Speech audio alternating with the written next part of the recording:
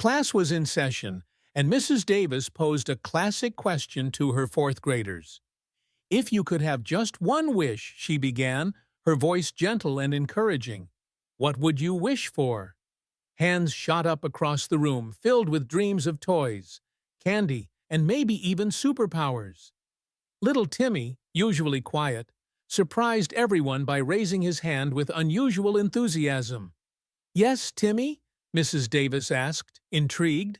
"I wish for infinite wishes," Timmy declared proudly, beaming at his own cleverness. Mrs. Davis chuckled softly. "Ah, Timmy, that's a very creative wish. But you know you can't wish for more wishes. That's just how wishes work." Timmy's brow furrowed for a moment as he considered this. Then, a spark lit up in his eyes. He raised his hand again, even higher this time. Okay, he said, his voice filled with newfound confidence. "Then I wish for another genie."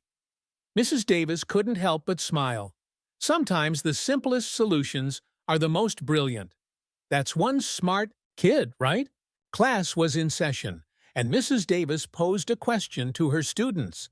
She asked, "Imagine you had just one wish granted, anything you desire. What would it be?" Hands shot up across the room, filled with dreams of toys, candy, and exciting adventures.